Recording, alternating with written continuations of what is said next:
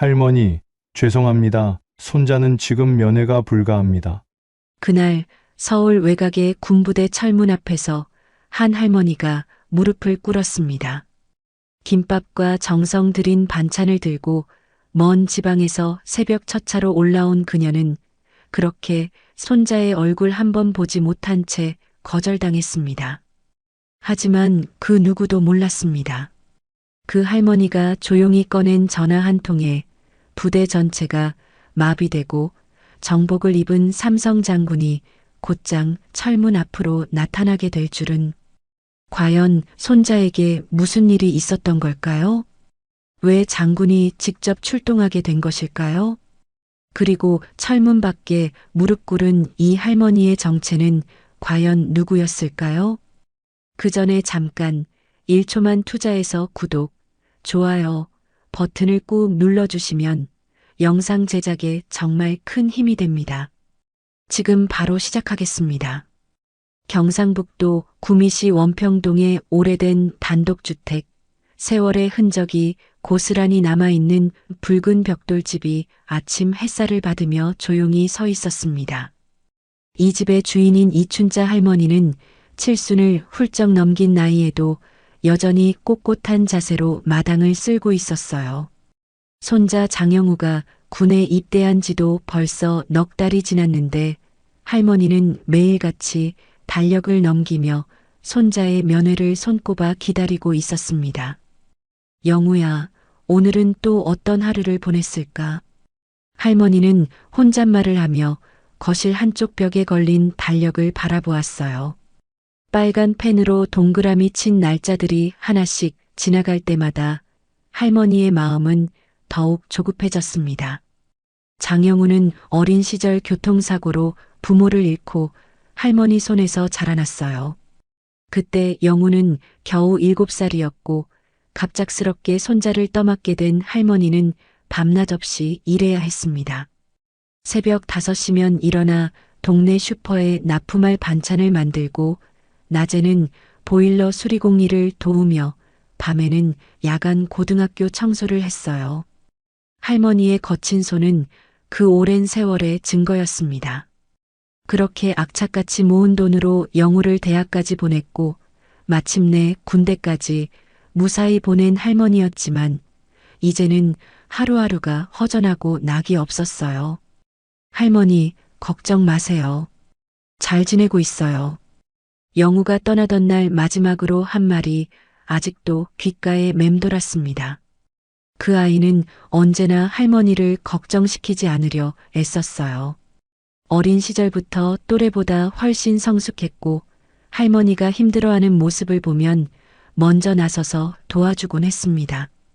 그런 영우가 군대에서도 잘 지내고 있을 거라고 믿고 있었지만 요즘 들어 이상한 예감이 들기 시작했어요. 영우야, 밥은 잘 먹고 지내냐?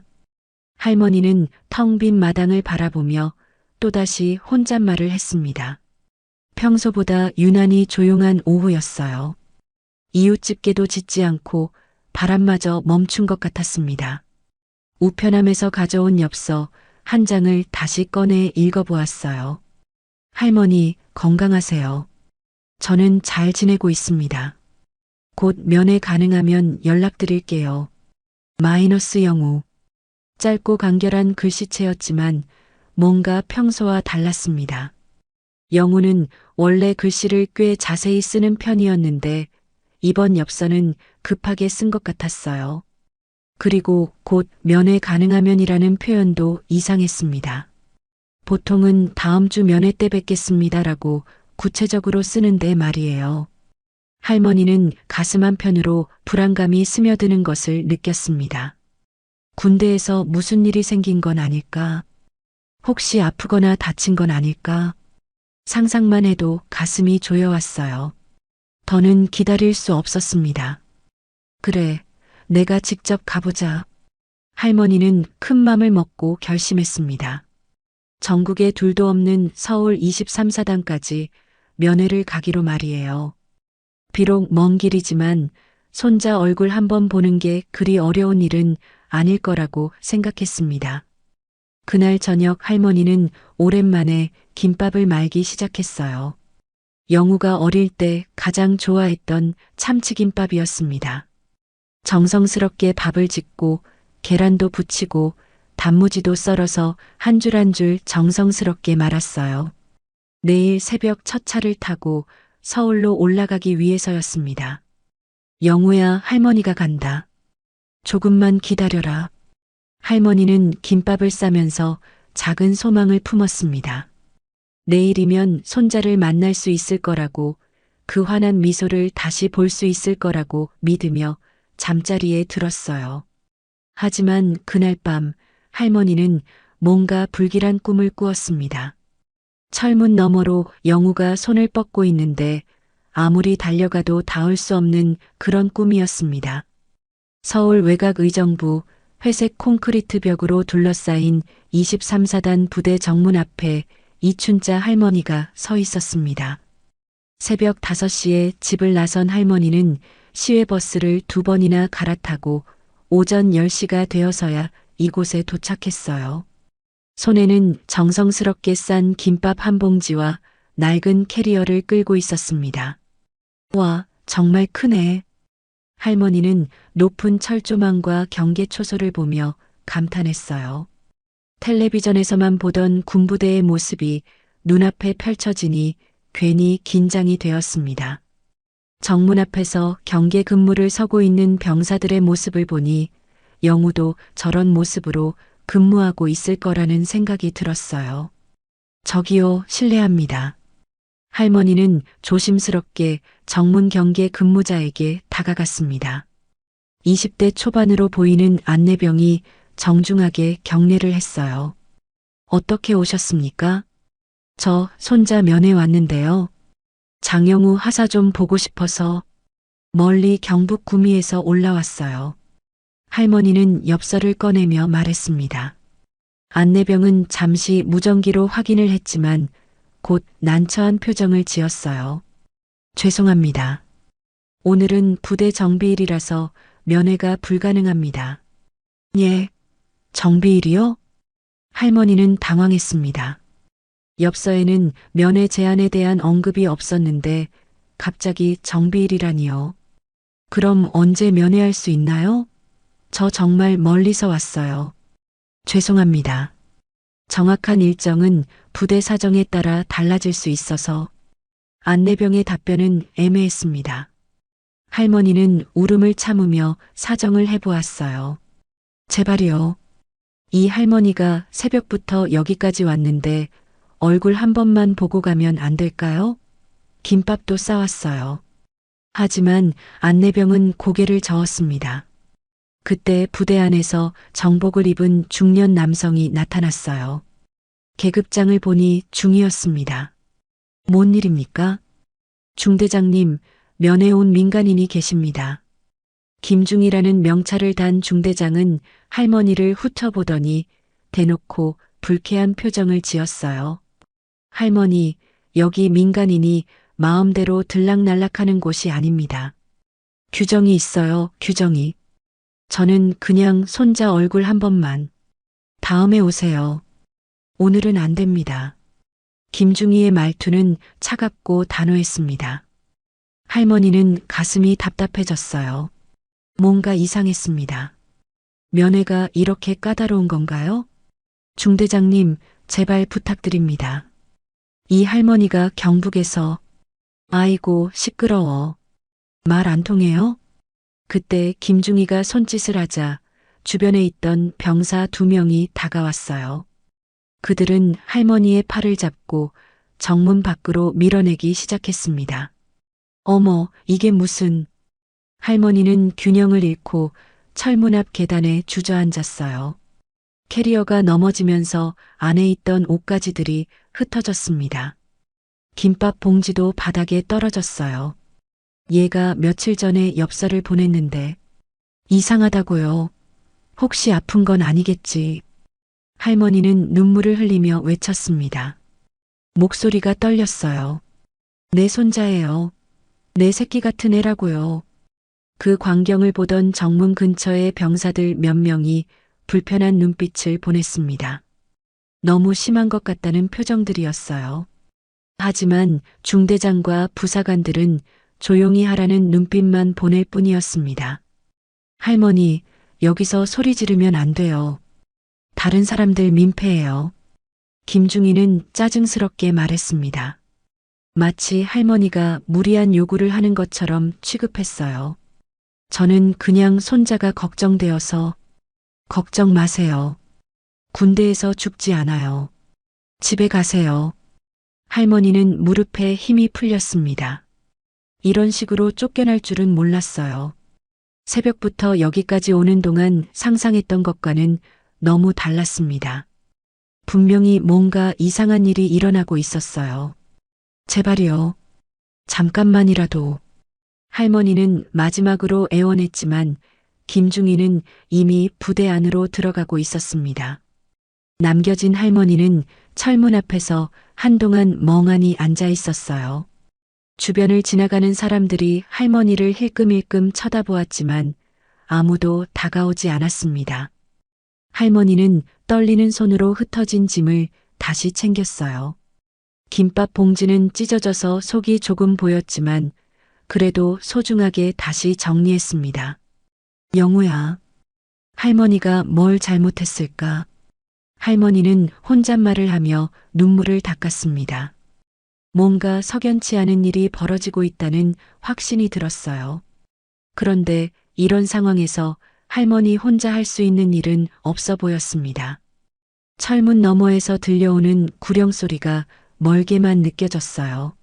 할머니는 부대 정문에서 500m 정도 떨어진 버스 정류장 벤치에 앉아 있었습니다. 무거운 캐리어를 끌고 걸어오는 동안 다리가 후들거렸지만 마음이 더 아팠어요. 억울함과 분노가 가슴속에서 끓어오르고 있었습니다. 이게 말이 되나? 할머니는 떨리는 손으로 핸드폰을 꺼냈습니다. 몇 년 전 영우가 사준 스마트폰이었지만 할머니는 전화 기능밖에 사용할 줄 몰랐어요. 전화번호부를 열어보니 저장된 번호가 그리 많지 않았습니다. 동네 슈퍼 아저씨, 병원, 그리고 맨 위에 사람이라고 저장된 번호가 있었어요. 할머니는 한참 동안 그 번호를 바라보았습니다. 이 번호로 전화를 걸어야 할까 말까 고민이 되었어요. 괜히 바쁜 사람을 귀찮게 하는 것은 아닐까 하지만 지금 상황에서는 이 사람 밖에 믿을 곳이 없었습니다. 여보세요. 전화가 연결되자마자 익숙한 목소리가 들렸습니다. 차분하고 낮은 음성이었지만 어딘가 바쁜 듯한 느낌이 들었어요. 은주야. 나야, 춘자야. 할머니는 목소리가 떨렸습니다. 감정이 복받쳐 올라와서 말을 제대로 이어가기 어려웠어요. 어머니, 무슨 일이세요? 목소리가 이상하신데. 전화 너머 한은주의 목소리에 걱정이 묻어났습니다. 그때 할머니는 참았던 눈물이 터져 나왔어요. 미안해. 정말 미안한데. 영우가 이상해. 내가 면회 왔는데 철문에서 못 만나게 해. 뭔가 잘못됐어. 어머니, 천천히 말씀해 주세요. 지금 어디 계세요? 23사단 앞이야. 새벽부터 여기 왔는데 면회도 못하게 하고 그 중대장이라는 사람이 날 밀어내더라. 한은주는 잠시 침묵했습니다. 할머니는 전화기 너머로 뭔가 급하게 움직이는 소리를 들을 수 있었어요. 어머니, 지금 정확히 어디 계신지 주변 표지판 좀 읽어주세요. 여기 23사단 정문 앞 버스 정류장이야. 의정부 방향으로. 알겠습니다. 어머니, 절대 그 자리에서 움직이지 마세요. 제가 지금 갑니다. 아니야, 바쁠 텐데. 괜찮아. 어머니, 지금 이게 괜찮은 상황이 아닙니다. 정확히 무슨 일이 있었는지 다시 말씀해 주세요. 할머니는 부대 정문에서 일어난 일을 자세히 설명했습니다.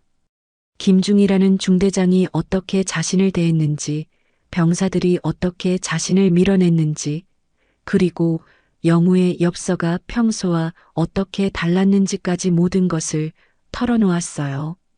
김중희, 김중희라고 하셨죠? 한은주의 목소리가 차갑게 변했습니다. 할머니는 그 변화를 느낄 수 있었어요. 그래, 김중희인가 하는 사람이었어. 나이는 40대쯤 되어 보이고, 어머니, 저 지금 회의 중이었는데 당장 나가겠습니다. 15분 안에 거기 도착할 수 있을 것 같아요. 그래도 되겠어? 너 중요한 일 하는 거 아니야? 어머니보다 중요한 일은 없어요. 지금 가만히 계세요. 전화가 끊어지자 할머니는 조금 안심이 되었습니다. 한은주는 어릴 때부터 믿음직한 아이였어요. 무엇보다 지금은 군에서 일하고 있어서 이런 문제를 해결하는데 도움이 될 거라고 생각했습니다. 할머니가 알고 있기로는 한은주가 국방부에서 일한다고 했는데 정확히 어떤 일을 하는지는 자세히 알지 못했어요. 다만 어릴 때부터 공부를 잘하고 의지가 강한 아이였다는 것은 분명했습니다. 10분 정도 지났을 때 할머니는 멀리서 검은 승용차 세대가 빠른 속도로 다가오는 것을 보았습니다. 평범한 차들이 아니었어요. 뭔가 공식적인 느낌이 드는 차량들이었습니다. 차들이 부대 정문 앞에 도착하자 할머니는 깜짝 놀랐어요. 차에서 내린 사람들이 모두 군복을 입고 있었고 그 중에서도 앞서 걸어오는 한 사람의 모습이 눈에 들어왔습니다. 어머니, 한은주였습니다. 하지만 할머니가 알고 있던 한은주와는 사뭇 다른 모습이었어요. 정복을 입고 있었고 어깨에 달린 계급장이 햇빛에 반짝이고 있었습니다. 무엇보다 주변 사람들이 한은주를 대하는 태도가 예사롭지 않았어요. 은주야? 할머니는 일어서며 한은주를 맞았습니다. 한은주는 할머니를 부축하며 자세히 살폈어요. 어머니, 다치신 곳은 없으세요? 괜찮아. 그런데 너, 이 옷이 뭐야? 한은주는 잠시 주저했습니다. 그동안 할머니에게 자신의 정확한 직책을 말하지 않았던 것이 조금 미안했어요. 어머니, 저 지금 장군이에요. 교육사령관을 하고 있어요. 장군? 할머니는 믿기지 않는다는 표정을 지었습니다. 자신이 키운 딸이 장군이라니 그것도 여자로서 장군이 되었다는 것이 신기하기도 하고 자랑스럽기도 했어요. 그럼 너 계급이 높은 거야? 네, 삼성 장군이에요. 한은주는 조금 부끄러운 듯 말했습니다. 그동안 할머니에게 자신의 지위를 자랑하고 싶지 않았어요. 그냥 딸로서 한 사람으로서 대해달라고 생각했었거든요. 어머니, 지금 그런 게 중요한 게 아니에요. 영우 일부터 해결해야겠어요. 한은주는 부대 정문을 바라보았습니다. 이미 부대 안이 발칵 뒤집혀 있는 것을 알 수 있었어요. 갑작스럽게 나타난 장군 차량들 때문에 모든 간부들이 긴급히 소집되고 있었습니다. 어머니, 제가 처리할 테니까 걱정 마세요. 한은주의 목소리에는 단호함이 실려 있었습니다. 할머니는 딸의 그런 모습을 보며 든든함을 느꼈어요. 동시에 영우에게 무슨 일이 일어나고 있는지에 대한 불안감도 더욱 커졌습니다. 부대 정문 앞으로 다가가는 한은주의 뒷모습을 보며 할머니는 이제야 사태의 심각성을 깨달았어요. 단순한 면회 거부가 아니라 뭔가 더 큰 문제가 있다는 것을 직감할 수 있었습니다. 한은주 장군이 부대 정문을 향해 걸어가자 정문 경계 근무자들이 급히 차려 자세를 취했습니다. 삼성 장군의 갑작스러운 등장에 부대 전체가 긴장 상태에 빠졌어요. 무전기를 통해 삼성 장군 도착, 삼성 장군 도착이라는 음성이 반복적으로 울려 퍼졌습니다. 경례.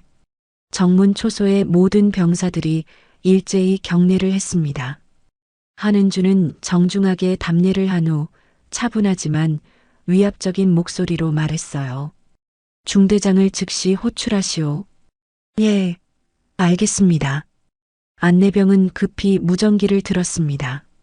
몇 분 후 김중희가 헐레벌떡 뛰어나왔어요.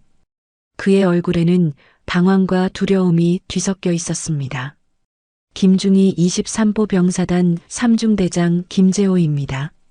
김중희는 목소리가 떨렸습니다.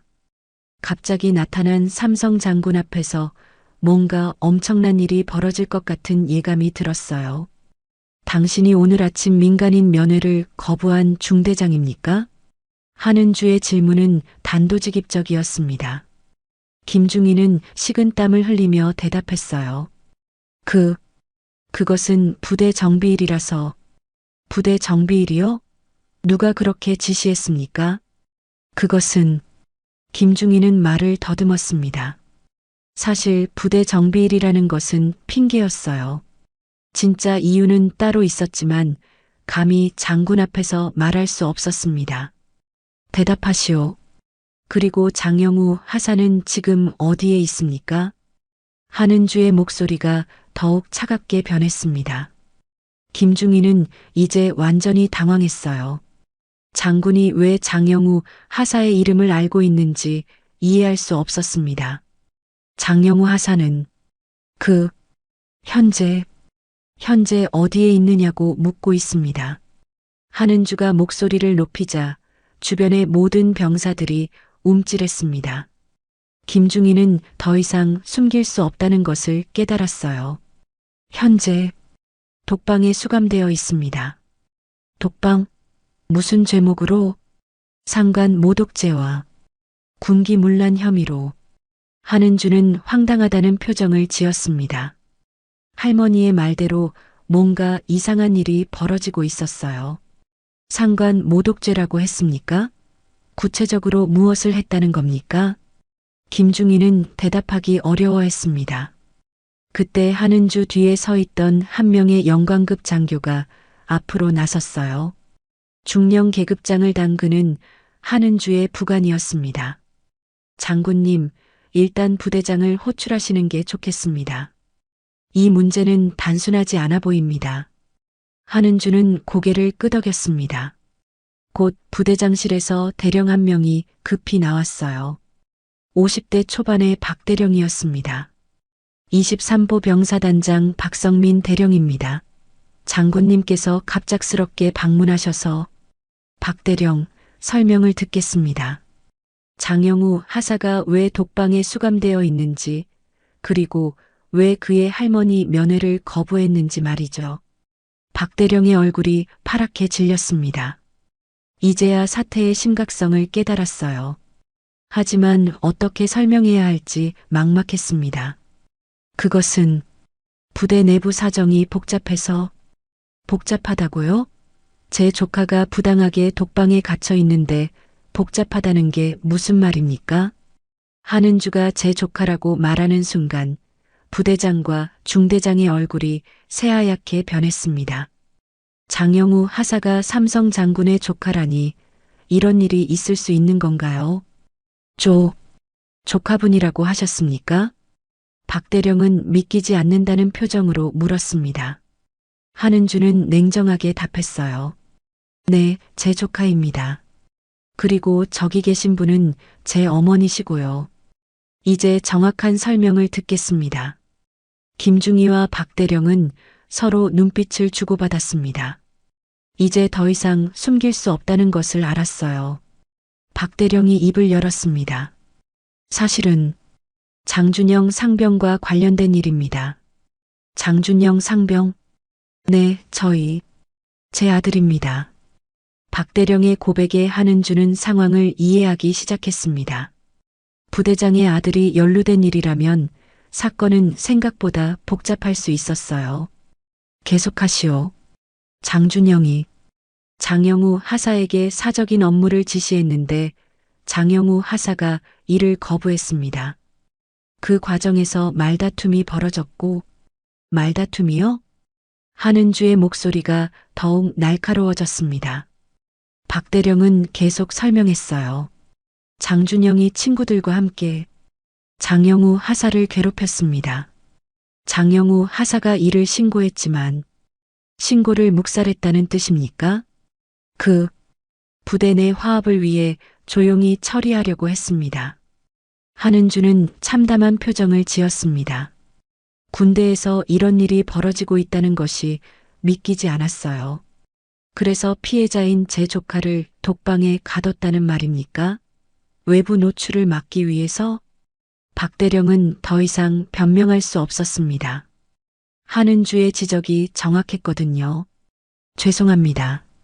잘못 판단했습니다. 잘못 판단한 정도가 아니군요. 이건 직무유기이자 은폐행위입니다. 한은주는 부관에게 지시했습니다. 헌병대에 연락해서 관련자들을 전부 조사하도록 하시오. 그리고 장영우 하사를 즉시 석방시키고요. 알겠습니다. 부관이 무전기를 들고 지시를 내리자 부대 내가 더욱 소란스러워졌습니다. 병사들은 무슨 일이 벌어지고 있는지 정확히 알 수는 없었지만 심상치 않은 분위기를 느낄 수 있었어요.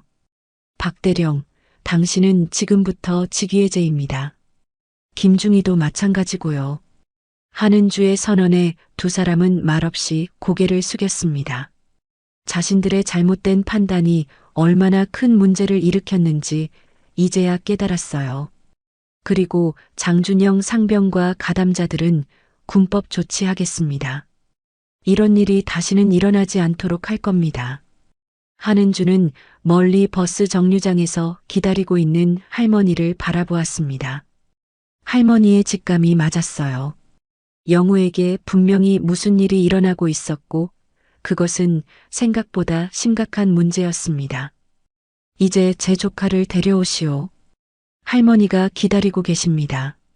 한은주의 명령에 따라 부대원들이 움직이기 시작했습니다. 이 작은 부대에서 벌어진 일이 곧 정군의 변화로 이어질 것이라는 것을 그 순간 아무도 예상하지 못했어요. 10분 후 부대 내부에서 장영우 하사가 나타났습니다. 얼굴에 멍자국이 있었고 군복도 구겨져 있었어요. 하지만 그의 눈빛은 여전히 꺾이지 않은 의지를 보여주고 있었습니다. 할머니는 손자의 모습을 보자마자 눈물을 터뜨렸어요. 영우야. 할머니가 달려가서 손자를 껴안았습니다. 장영우는 할머니가 왜 여기에 있는지 이해할 수 없었어요. 할머니, 어떻게 여기에? 너 걱정되어서 왔다. 엽서가 이상해서. 장영우는 할머니를 안으며 미안한 마음이 들었습니다. 자신 때문에 할머니가 이렇게 고생하고 있다는 것이 죄송했어요. 할머니, 괜찮아요. 이제 다 해결될 것 같아요. 그때 한은주가 다가왔습니다. 장영우는 삼성 장군이 자신에게 다가오는 것을 보고 깜짝 놀랐어요. 장영우 하사 고생 많았습니다. 예, 어떻게 제 이름을? 한은주는 미소를 지으며 말했습니다. 저는 한은주 장군입니다. 그리고 당신 할머니의 딸이기도 하고요. 장영우는 믿기지 않는다는 표정을 지었습니다. 할머니에게 딸이 있다는 것은 알고 있었지만 그 딸이 삼성 장군이라는 것은 상상도 못했어요. 이모님이 장군이세요? 네, 그리고 이제부터는 당신을 괴롭힌 사람들을 처벌할 겁니다. 한은주는 주변을 둘러보며 명령했습니다. 장준영 상병과 관련 부사관들을 즉시 소집하시오.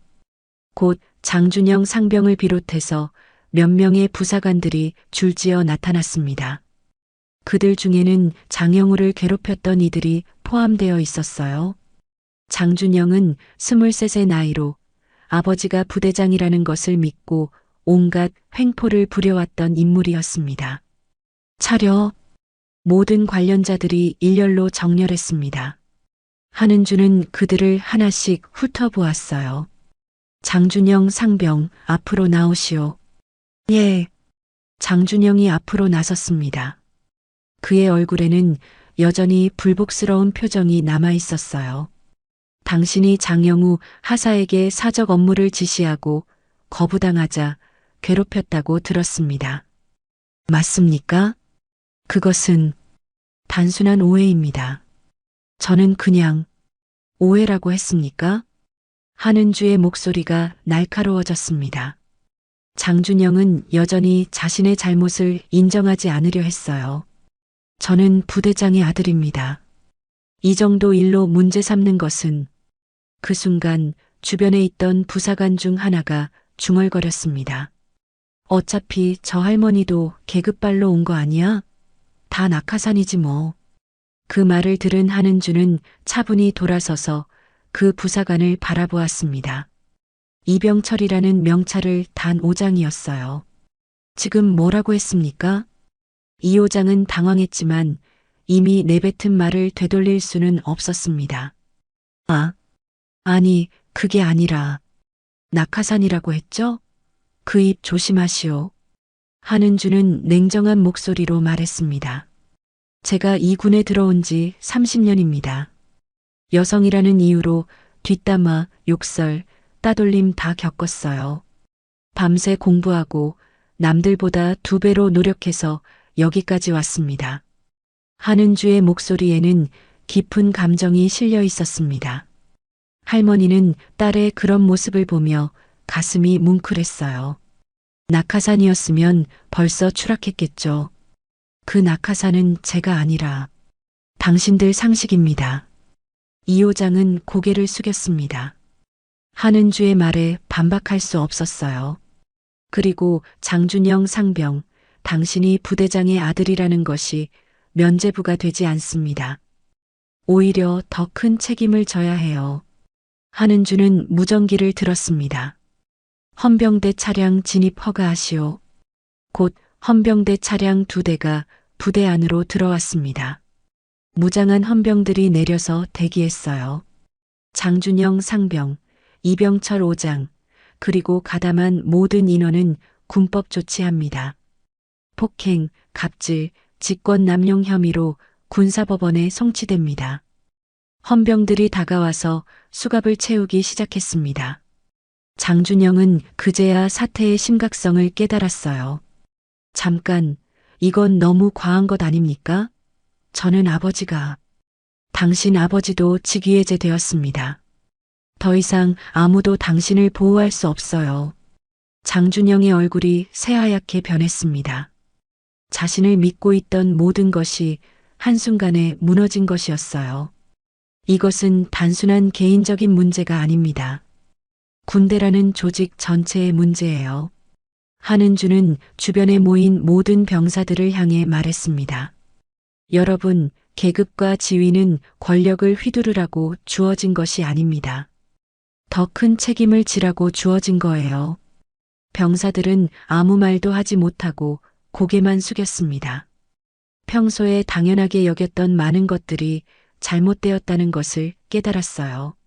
앞으로 이런 일이 다시 발생하면 가담자뿐만 아니라 방관자들도 처벌받을 것입니다.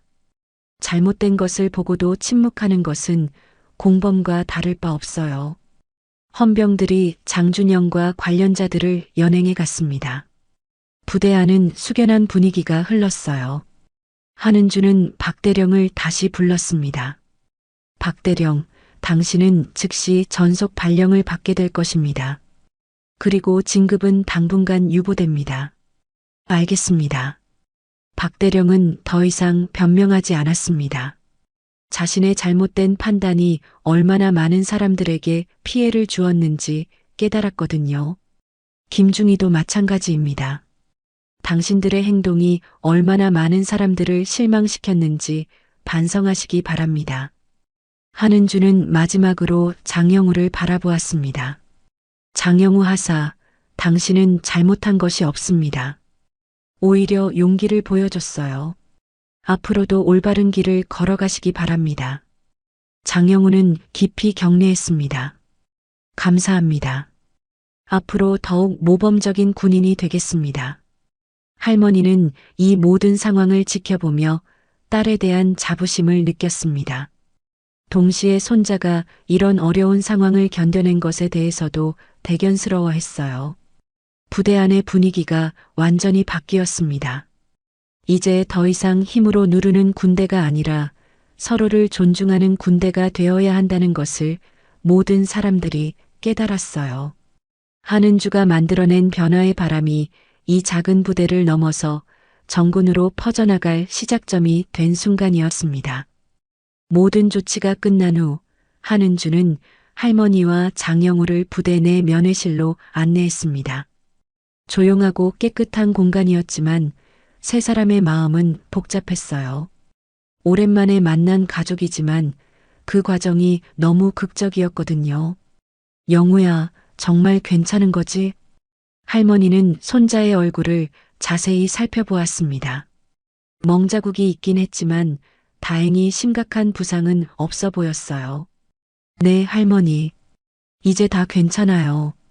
장영우는 할머니를 안심시키려 했지만 할머니는 여전히 걱정스러운 표정을 지었습니다. 이모님, 정말 감사합니다. 만약 이모님이 아니었다면 장영우가 고개를 숙이며 인사했습니다. 한은주는 손을 저으며 말했어요. 고맙다는 말은 하지 마세요. 가족인데 당연한 일이에요. 하지만 이 말을 들은 할머니의 표정이 갑자기 어두워졌습니다. 한은주는 할머니의 변화를 눈치챘어요. 어머니, 무슨 일이세요? 할머니는 한참 동안 말이 없었습니다. 그러다가 천천히 입을 열었어요. 은주야, 미안해. 왜 갑자기 미안하다고 하세요? 한은주는 당황했습니다. 할머니가 왜 미안해하는지 이해할 수 없었어요. 너한테 연락한 게 정말 미안해. 너 바쁠 텐데 이런 일로 귀찮게 해서. 할머니의 목소리가 떨렸습니다. 오늘 일어난 모든 일들이 딸에게 큰 부담이 되었을 거라는 생각이 들었어요. 어머니, 무슨 말씀을 하시는 거예요? 한은주는 할머니 앞에 무릎을 꿇고 앉았습니다. 군복을 입고 있었지만 지금은 그냥 딸이었어요. 엄마, 나 그 전화 받고 정말 무서웠어요. 엄마 목소리가 떨리는 걸 듣고 차가운 기분이 들었어요. 한은주의 눈에 눈물이 맺혔습니다. 할머니는 딸의 그런 모습을 보며 마음이 아팠어요. 엄마가 울었다는 생각에 가슴이 찢어지는 것 같았어요. 무슨 일이 있어도 엄마만은 지켜야 한다고 생각했거든요. 할머니는 고개를 저었습니다. 아니야, 은주야. 난 너 그렇게 키운 적 없어. 무슨 말씀이세요? 너 하나 지키느라 내가 얼마나 마음 졸였는지 알아? 여자가 군대 간다고 했을 때 내가 얼마나 반대했는지 기억나지? 할머니의 기억이 되살아났습니다. 한은주가 사관학교에 지원한다고 했을 때의 일이었어요. 그때 내가 말렸잖아. 여자가 군대 가서 뭘 하겠냐고 시집이나 잘 가라고 했잖아. 한은주도 그때를 기억했습니다. 어머니와 크게 다툰 적이 있었어요. 하지만 너는 고집을 부렸지. 자기 꿈이라고 나라를 지키고 싶다고. 할머니의 목소리가 더욱 떨렸습니다. 이 손으로 너 등 떠밀어서 군에 보낸 내가 그때부터 계속 미안했어. 혹시 내가 잘못 키운 건 아닌가 하고. 한은주는 할머니의 손을 잡았습니다. 거칠고 주름진 손이었지만 그 손이 자신을 키워준 것이 고마웠어요. 엄마, 저 잘못 키우신 거 아니에요. 오히려 저를 가장 잘 이해해 주신 분이 엄마예요. 그런데 오늘 너 때문에 이런 일이 해결된 거 보니까 내가 너무 이기적이었나 싶어. 할머니는 장영우를 바라보았습니다. 그 애는 부모도 없고 나 하나만 믿고 컸어. 내 손주 얼굴에 피멍 들어있을까봐. 나 그날 새벽 한숨도 못 잤다. 장영우는 할머니의 말을 들으며 죄송한 마음이 들었습니다. 할머니, 제가 좀 더 조심했어야 하는데. 아니야, 영우야. 내가 잘못한 게 아니야. 할머니는 손자를 바라보며 말했습니다. 너는 당당하게 살았어. 잘못된 건 잘못됐다고 말할 수 있는 용기가 있는 애야. 한은주는 어머니와 조카의 대화를 들으며 가슴이 뭉클했습니다. 가족이라는 것이 얼마나 소중한지 새삼 깨달았어요. 엄마, 제가 이런 일을 할 수 있는 것도 엄마가 저를 그렇게 키워주셨기 때문이에요. 정말? 네, 엄마가 항상 말씀하셨잖아요. 힘든 사람을 도와주라고, 옳은 일은 끝까지 해야 한다고. 할머니는 그때의 기억을 떠올렸습니다. 한은주가 어릴 때부터 정의감이 강한 아이였어요. 그때 너 초등학교 다닐 때 친구가 괴롭힘 당하는 걸 보고 선생님한테 말하러 갔잖아. 기억나요? 그때 내가 뭐라고 했는지 기억나? 한은주는 미소를 지었습니다. 옳은 일을 했다고, 그래도 된다고 하셨어요. 그래, 그때부터 너는 그런 아이였어. 남이 힘들어하는 걸 못 보는. 할머니는 딸을 바라보며 자랑스러운 표정을 지었습니다. 오늘 너 모습 보니까 내가 제대로 키웠구나 싶어. 두 사람은 서로를 바라보며 눈물을 흘렸습니다. 장영우도 감동받아서 눈시울이 붉어졌어요. 엄마, 영우도 엄마가 잘 키우신 거예요. 이런 상황에서도 굽히지 않고 올바른 길을 걸었잖아요. 한은주는 장영우를 바라보며 말했습니다. 영우야, 앞으로도 계속 그렇게 살아. 할머니가 그렇게 키우신 거니까. 세 사람은 서로를 껴안고 한참 동안 울었습니다. 군복을 벗은 채로 그냥 가족으로서 서로의 마음을 나누는 시간이었어요. 이제 정말 괜찮을 거지? 할머니가 마지막으로 물었습니다.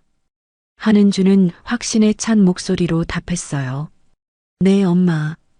이제 아무도 우리 가족을 괴롭히지 못해요.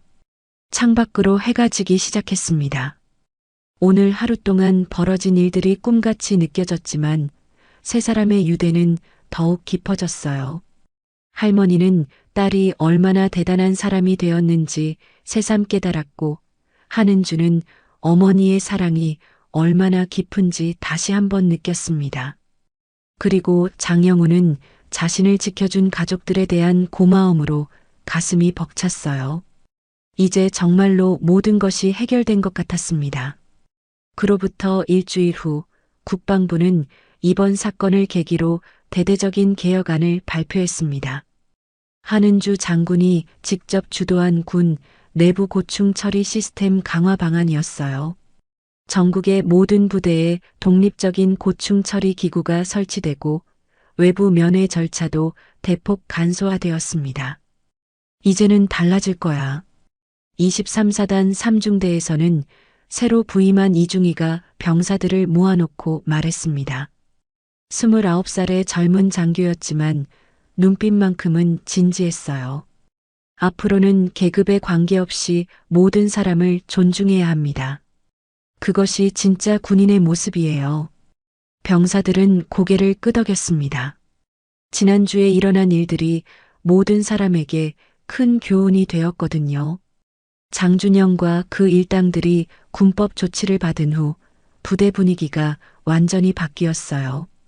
장영우 하사는 정식으로 복귀한 후 오히려 동료들의 지지를 받기 시작했습니다. 처음에는 장군의 조카라는 시선이 부담스러웠지만 점차 그런 편견들이 사라졌어요. 영우 형, 그때 정말 대단했어요. 후임병 중 하나가 말했습니다. 김일병이라는 20살 청년이었어요.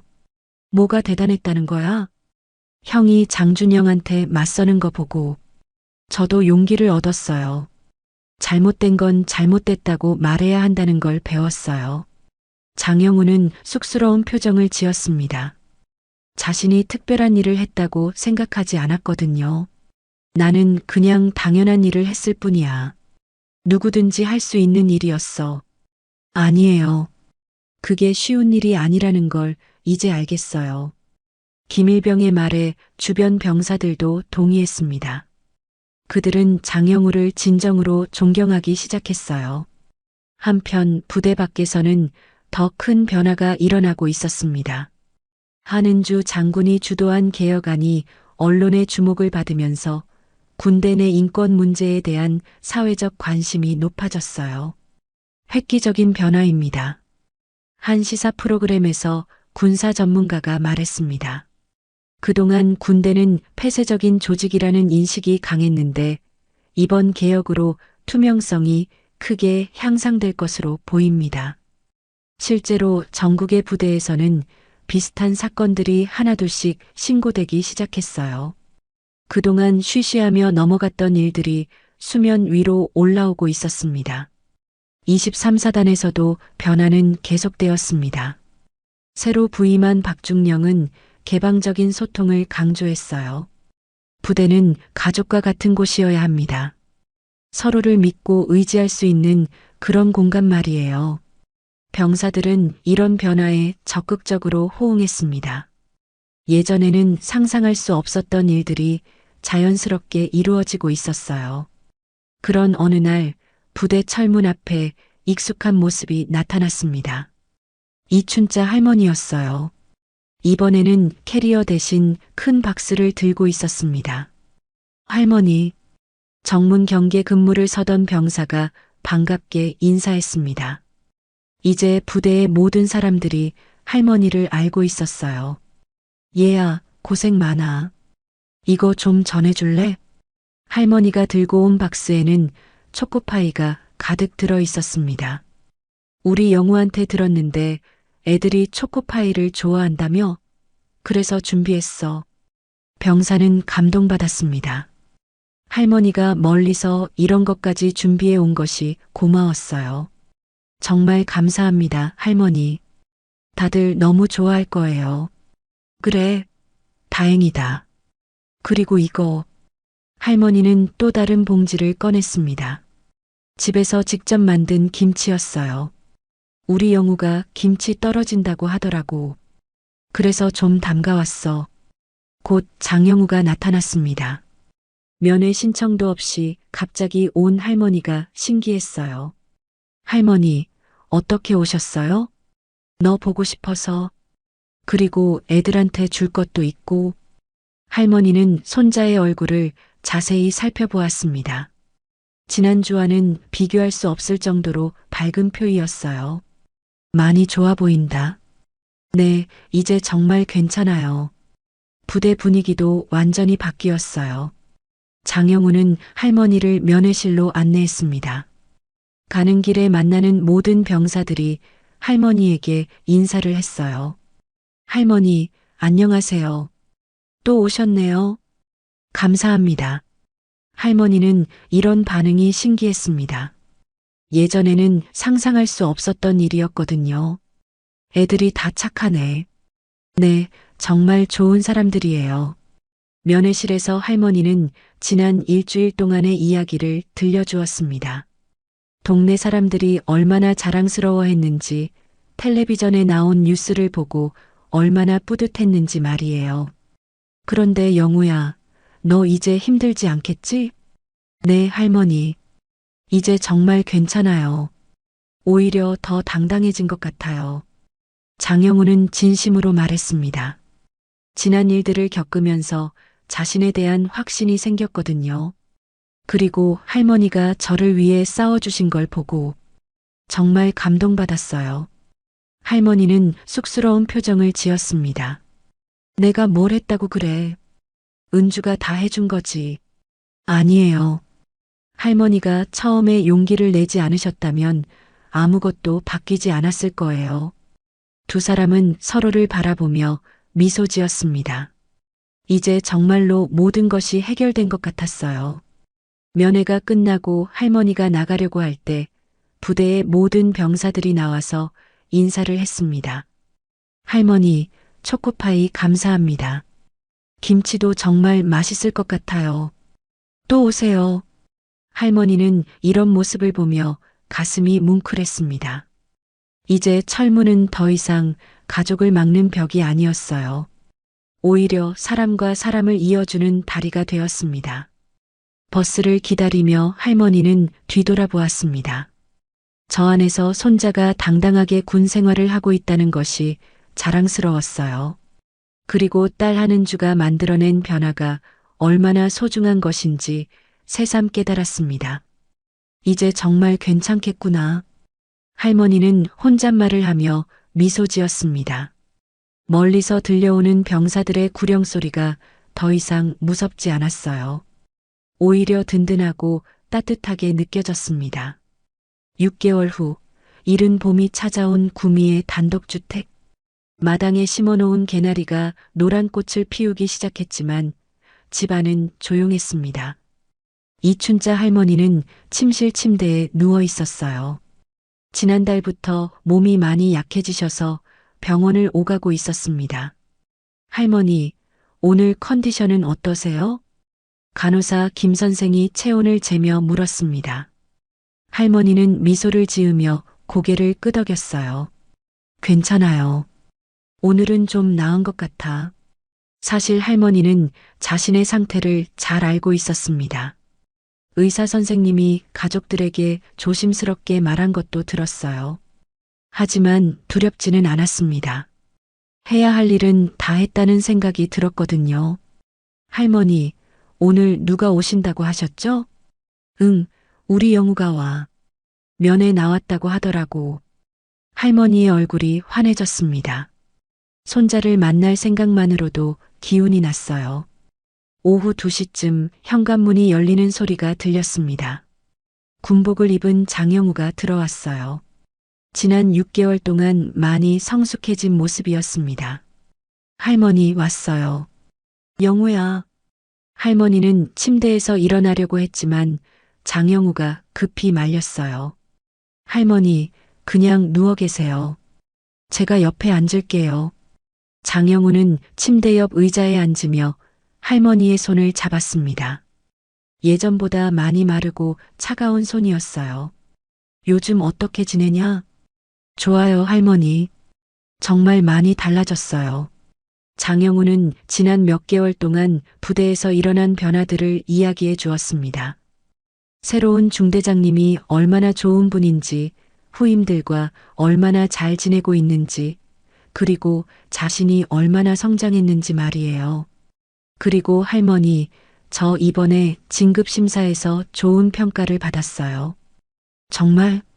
할머니의 눈이 반짝였습니다. 네, 부대에서 모범 사례로 뽑혔다고 하더라고요. 할머니 덕분이에요. 내가 뭘 했다고 그래. 할머니는 쑥스러워했지만 마음속으로는 무척 뿌듯했어요. 할머니가 저를 위해 싸워주신 그 용기 덕분에 지금의 제가 있는 거예요. 두 사람은 한참 동안 이런저런 이야기를 나누었습니다. 할머니는 손자의 이야기를 들으며 행복해했어요. 그런데 갑자기 할머니가 진지한 표정을 지었습니다. 영우야, 할머니가 하고 싶은 말이 있어.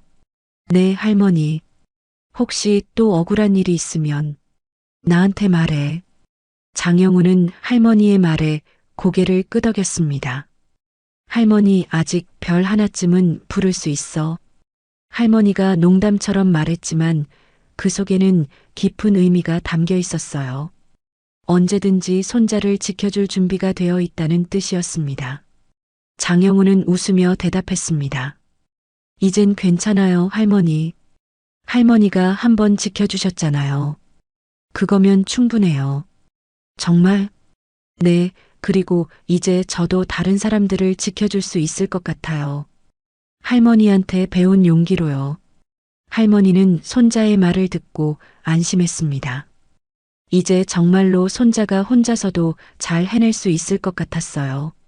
그리고 할머니, 전에 이모님이 하신 말씀 기억하세요? 은주가 뭐라고 했는데? 별은 하늘 위에 있어야 한다고 하셨어요. 할머니가 바로 그런 별이세요. 할머니는 손자의 말에 감동받았습니다. 자신이 그런 존재가 될 수 있다는 것이 믿기지 않았어요. 할머니는 그냥 손자 걱정되는 평범한 할머니야. 아니에요. 할머니는 저에게 가장 큰 별이에요. 그리고 이제 많은 사람들에게도 희망의 별이 되셨어요. 실제로 할머니의 이야기는 많은 사람들에게 감동을 주었습니다. 한 할머니의 용기가 정군의 변화를 이끌어낸 사례로 여러 매체에서 소개되었거든요. 영우야, 그럼 이제 안심하고. 할머니가 말을 마치기 전에 장영우가 손을 잡았습니다. 할머니, 아직 하실 일 많아요. 제가 제대하면 할머니랑 여행도 가고 맛있는 것도 많이 해드릴 거예요. 할머니는 미소를 지었습니다. 손자의 마음이 고마웠어요. 그래, 그렇게 하자. 창밖으로 해가 지기 시작했습니다. 멀리서 새들의 지저귀는 소리와 함께 어디선가 훈련 중인 병사들의 구령 소리가 희미하게 들려왔어요. 할머니, 들리세요? 저 구령 소리요. 응, 들려. 예전에는 무서운 소리 같았는데 이제는 든든한 소리 같아요. 할머니도 고개를 끄덕였습니다. 그 소리 속에는 더 이상 억압이나 강압이 아닌 서로를 지키겠다는 의지가 담겨 있는 것 같았어요. 영우야, 할머니가 자랑스러워. 저도 할머니가 자랑스러워요. 두 사람은 서로를 바라보며 미소 지었습니다. 창밖으로 쏟아지는 햇살이 할머니의 얼굴을 비추었어요. 그 모습이 정말로 별처럼 빛나 보였습니다. 며칠 후 할머니는 조용히 잠들듯 세상을 떠났습니다. 장례식에는 생각보다 많은 사람들이 찾아왔어요. 23사단의 병사들, 동네 사람들, 그리고 한은주 장군까지 모든 사람들이 할머니를 배웅했습니다. 할머니, 고마워요. 할머니 덕분에 많은 것이 바뀌었어요. 장영우는 할머니의 영정 앞에서 마지막 인사를 드렸습니다. 약속할게요. 할머니가 보여주신 용기 절대 잊지 않을게요. 그날 밤 하늘에는 유난히 별이 많이 떠 있었습니다. 장영우는 하늘을 올려다보며 생각했어요. 할머니가 이제 진짜 별이 되어서 자신을 지켜보고 있을 거라고. 이제 철문은 더 이상 차가운 경계가 아니었습니다. 사람과 사람을 이어주는 따뜻한 다리가 되었어요. 그리고 그 변화의 시작에는 한 할머니의 작은 용기가 있었습니다. 할머니가 만든 그 변화는 앞으로도 계속해서 많은 사람들에게 희망을 줄 것입니다. 별은 정말로 하늘 위에 있어야 하는 것이었습니다. 그리고 이춘자 할머니는 이제 영원히 모든 사람들의 마음 속에서 가장 밝은 별로 빛나고 있었어요. 그 수녀가 사람을 죽일 뻔했습니다. 휠체어에 앉아있던 그 수녀 말입니다. 복도는 피투성이가 되었고 군병원은 그날 완전히 멈췄습니다. 누구도 상상하지 못했습니다. 매일 조용히 기도만 하던 그 수녀가 불과 3초 만에 특전사 출신 부사관 둘을 완전히 제압할 줄은요. 하반신 마비라던 그녀는 어떻게 일어섰고 왜 갑자기 병동 전체를 침묵시킨 걸까요? 그리고 도대체 그녀는 누구였을까요? 잠시 후 당신이 몰랐던 진실이 밝혀집니다. 그 전에 잠깐 1초만 투자해서 구독, 좋아요 버튼을 꾹 눌러주시면 영상 제작에 큰 힘이 됩니다. 지금 바로 시작하겠습니다. 충청남도 계룡대 군병원 그 넓은 건물 안에서도 유독 조용한 곳이 있었습니다. 3층 병동 동쪽 끝자락 아침 햇살이 가장 먼저 스며드는 그 자리에는 매일 같은 시간 휠체어에 앉아 성경을 의조리는 수녀 한 명이 있었어요. 주님, 오늘도 이곳에 평화를 내려주소서. 수녀의 목소리는 낮고 차분했습니다. 병동을 오가는 간호사들과 환자들은 모두 그녀를 수녀님이라 불렀지만 정작 그녀의 진짜 이름을 아는 사람은 아무도 없었어요. 다들 그저 저녁 후 수도회에 들어가 평생 봉사하며 사는 여자라고만 알고 있었습니다.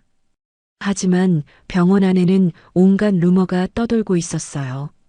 어떤 이는 전투 중 다리를 다쳐 하반신 마비가 됐다고 했고 또 어떤 이는 북한 간첩이었다가 회개한 거라고 수군거렸습니다. 심지어 군 고위직에 숨겨진 가족이라는 말까지 나돌았죠. 수녀 안마르타는 그런 시선들을 전혀 개의치 않는 듯 보였습니다. 그녀는 말없이 간호사들과 병사들의 손을 잡아주고 말 못하는 환자들의 침대 맡을 지켜주곤 했어요. 특히 밤늦게 악몽에 시달리는 환자들이 있으면 어김없이 그들 곁에 있었습니다. 간호장교 김학영 대위는 그런 마르타를 진심으로 따랐습니다. 29살의 하경은 간호사로서 10년째 군 복무를 하고 있었는데 마르타만큼 환자들을 세심하게 돌보는 사람을 본 적이 없었어요. 수녀님, 오늘도 일찍 오셨네요. 하경이 아침 교대 시간에 인사를 건네면 마르타는 언제나 온화한 미소로 답했습니다. 환자들이 깨어나는 시간이 가장 외로운 법이에요. 그 시간만큼은 혼자 두고 싶지 않아서요. 하지만 이 병원에는 오래된 암덩어리가 있었습니다. 부대 인사권을 등에 업은 오중현 소령과 그의 똘마니 부사관들이었어요. 42살의 오중현은 육군사관학교를 졸업했다는 자부심으로 똘똘 뭉친 남자였습니다. 키가 크고 목소리도 우렁차서 겉보기엔 믿음직해 보였지만 실상은 권력을 방패 삼아 여군들을 희롱하고 환자들을 사고로 몰아가며 실적을 싸는 비겁한 인간이었죠. 그의 부하인 박형진 중사와 김상욱 하사는 더욱 한심했습니다. 30살이 넘은 남자들이 상관의 비위를 맞추기 위해 약한 사람들을 괴롭히는 일을 서슴지 않았어요. 야, 김대위. 오늘 약물 기록 좀 확인해봐. 뭔가 이상한 게 있는 것 같은데? 오중현이 하경을 부를 때면 언제나 불쾌한 시선을 함께 보냈습니다. 하경은 그런 시선들을 견디며 묵묵히 일했지만 마음 한구석에는 늘 불안함이 자리하고 있었어요. 수녀 마르타는 말없이 모든 걸 지켜보고 있었습니다. 마치 오래전 전장을 떠올리듯 조용히 그러나 날카롭게 상황을 파악하고 있었죠. 그녀의 눈빛에는 평온함 뒤에 숨겨진 무언가가 있었습니다. 병동의 오후는 늘 고요했습니다. 환자들이 낮잠을 자는 시간, 마르타는 창가에 앉아 묵주를 손에 쥐고 기도를 올렸어요. 하지만 그 기도 소리 사이사이에는 묘한 긴장감이 흐르고 있었습니다. 그날은 유독 병동이 분주했습니다. 새벽부터 응급 환자가 들어와 간호사들이 모두 바쁘게 움직이고 있었어요. 오후 3시쯤 하경이 잠깐 휴게실에서 쉬고 있을 때였습니다. 복도 끝에서 수상한 움직임이 포착됐어요. 박형진 중사와 김상욱 하사가 간호사 탈의실 앞에서 무언가를 하고 있었습니다. 수녀 마르타는 평소처럼 휠체어에 앉아 묵주를 만지작거리며 그들을 지켜보고 있었어요. 야, 빨리 해. 누가 올까봐. 박형진이 김상욱에게 속삭였습니다. 김상욱은 하경의 사물함을 열고 무언가를 집어넣고 있었어요. 그것은 환자들의 약물 기록을 조작한 서류였습니다. 며칠 전부터 오중현 소령이 지시한 일이었죠. 환자 치료비를 부풀리고 약물을 빼돌려 팔아넘기는 일의 죄를 하경에게 뒤집어 씌우려는 계획이었습니다. 마르타는 그 모든 장면을 조용히 지켜보고 있었어요. 휠체어에 앉은 채 움직이지 않았지만 그녀의 눈은 매 순간을 놓치지 않고 기록하고 있었습니다. 다음 날 아침 하경이 출근해서 사물함을 열었을 때 그 서류들을 발견했어요. 손이 덜덜 떨렸습니다. 이게 뭔지, 누가 넣었는지 알 수 없었지만 분명히 좋지 않은 일이 벌어질 거라는 예감이 들었죠. 김대위, 잠깐 병원장실로 오세요. 오중현 소령이 차가운 목소리로 말했습니다. 하경이 병원장실로 향하는 동안 박형진과 김상욱은 복도에서 마르타를 발견했어요. 평소 그들을 불편하게 만드는 존재였습니다. 항상 조용히 지켜보는 그 시선이 마음에 들지 않았죠. 야, 이 늙은이가 여기서 뭐 하는 거야?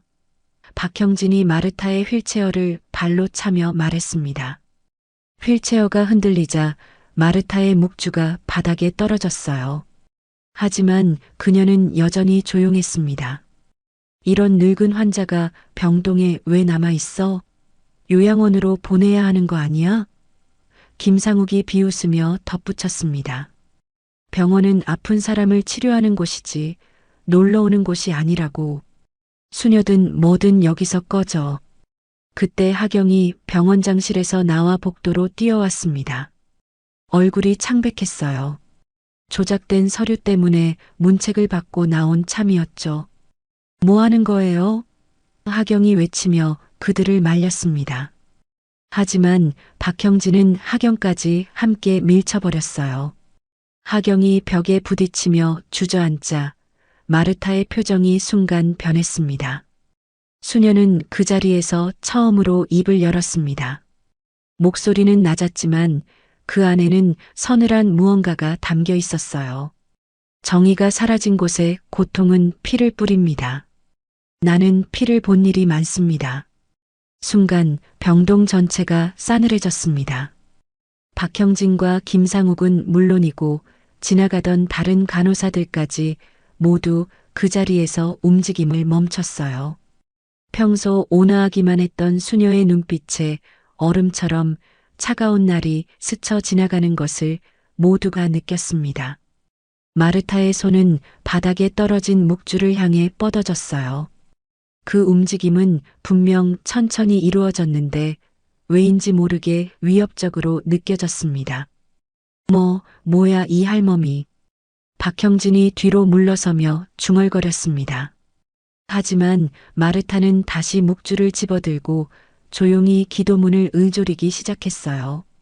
아무 일도 없었던 것처럼 평온한 표정을 되찾으며 휠체어에 앉아 있었습니다. 주님, 저희에게 평화를 주소서. 그 기도 소리가 복도에 울려 퍼졌지만 아무도 그 평온함을 믿지 않았습니다. 모든 사람이 느꼈어요. 수녀 안마르타가 무언가를 기다리고 있다는 것을, 그리고 그 기다림이 곧 끝날 것이라는 것을. 하경은 벽에 기대선 채로 마르타를 바라봤습니다. 처음으로 궁금해졌어요. 이 조용한 수녀님이 대체 누구일까? 그리고 그 차가운 눈빛의 정체는 무엇일까? 그날 밤 하경은 잠을 이룰 수 없었습니다.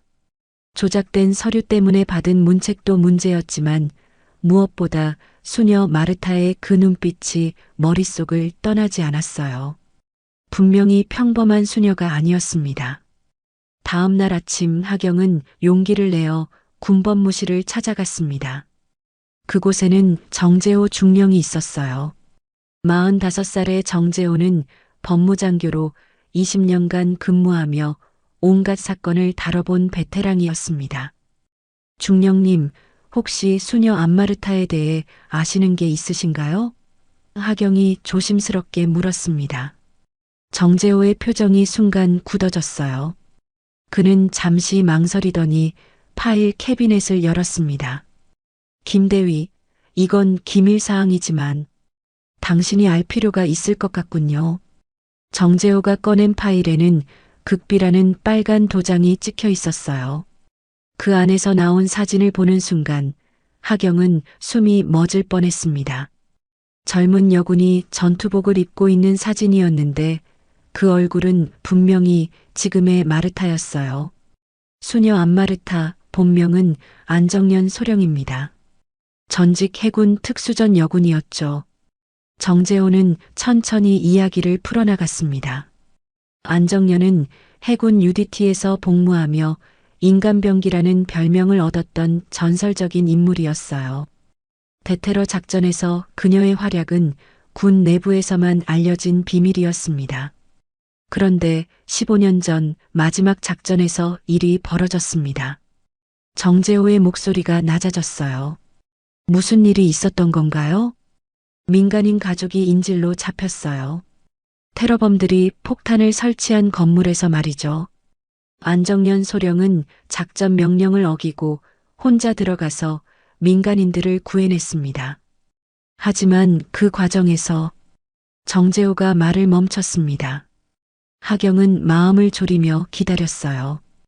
폭발에 휘말려 하반신 신경이 끊어졌습니다. 그 후 스스로 전역을 신청하고 사라졌죠.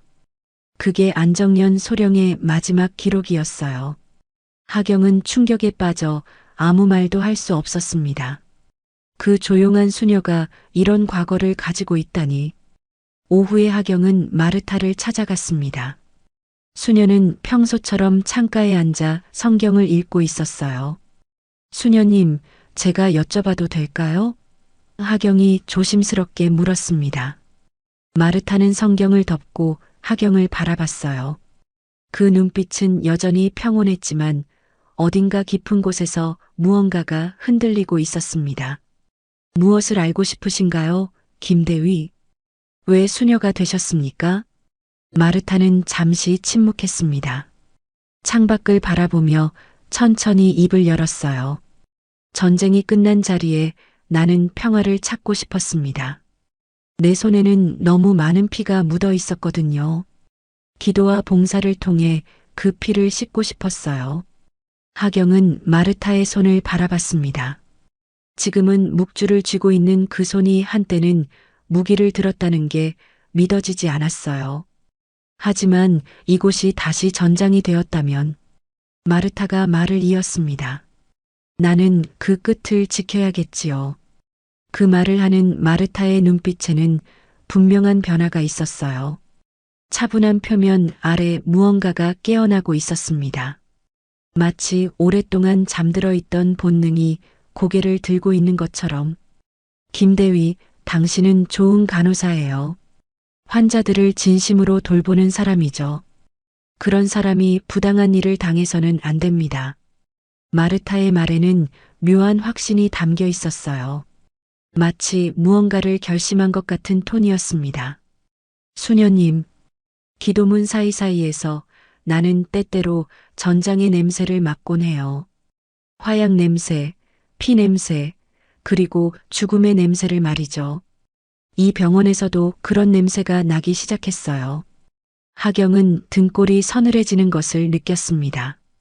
마르타의 목소리는 여전히 조용했지만 그 안에서 무언가 위험한 것이 꿈틀거리고 있었어요. 평화를 지키기 위해서는 때로 전쟁을 해야 합니다. 나는 그것을 너무 잘 알고 있어요. 마르타는 다시 성경을 펼쳤습니다.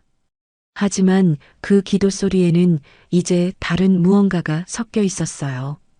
마치 전장에서 돌아온 전사의 기도처럼 들렸습니다. 하경은 자리를 떠나며 확신했어요. 곧 무언가 큰 일이 벌어질 거라는 것을, 그리고 그 중심에는 수녀 안마르타가 있을 거라는 것을. 오중현 소령은 뭔가 수상하다고 생각했습니다. 며칠 전부터 수녀 안마르타의 행동이 달라 보였거든요. 평소보다 더 자주 병동을 둘러보고 간호사들과 환자들의 대화에 귀를 기울이는 것 같았습니다. 박 중사, 저 수녀 뭔가 이상하지 않아?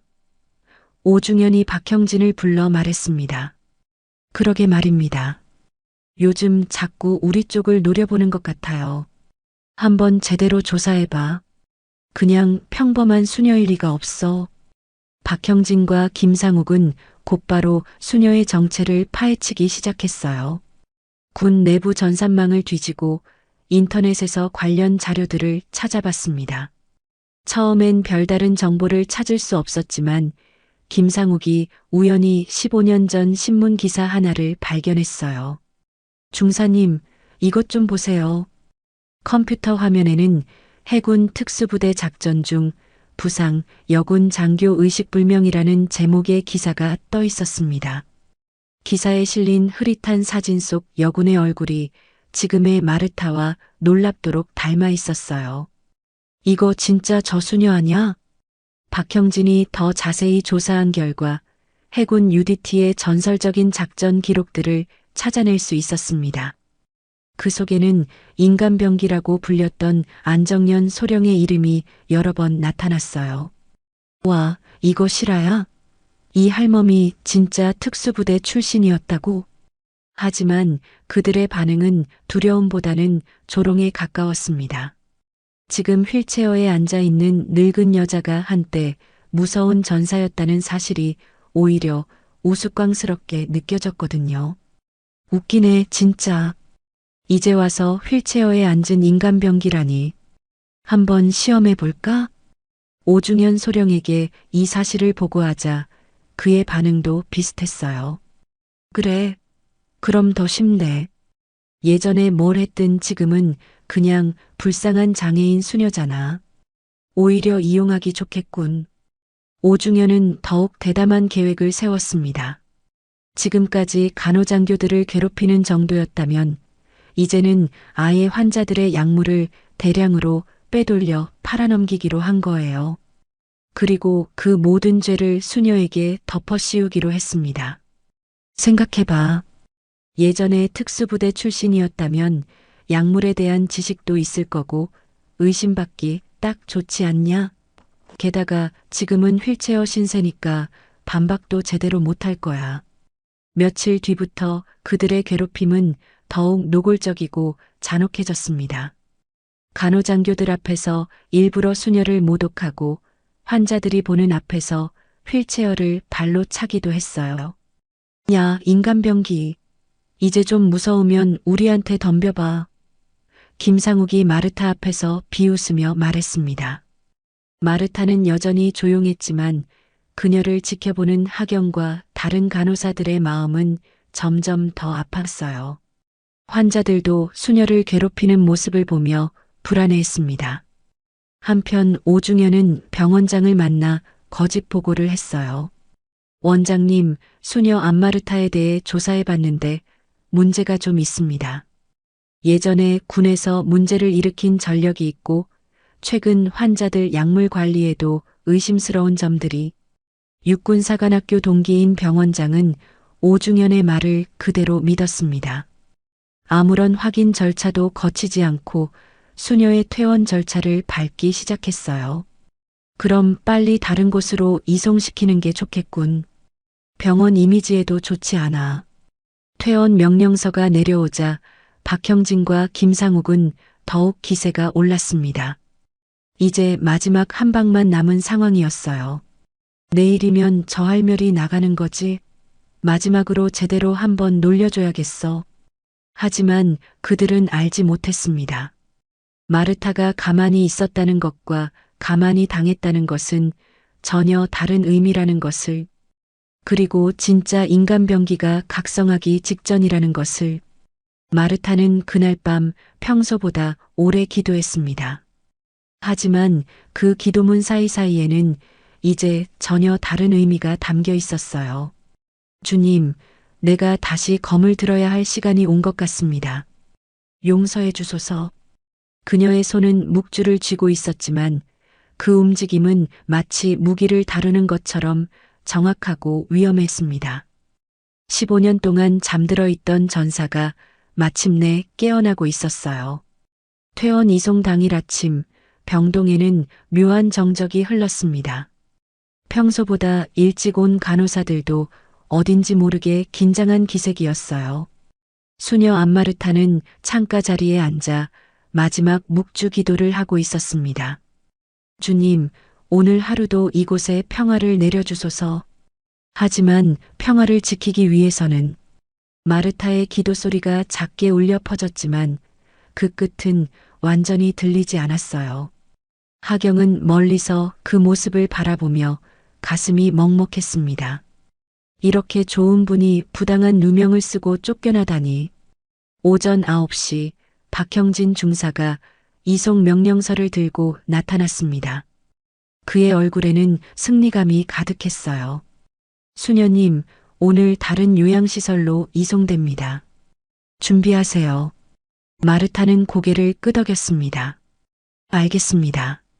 하나님의 뜻이겠지요. 박형진은 그 순간을 놓치지 않았어요.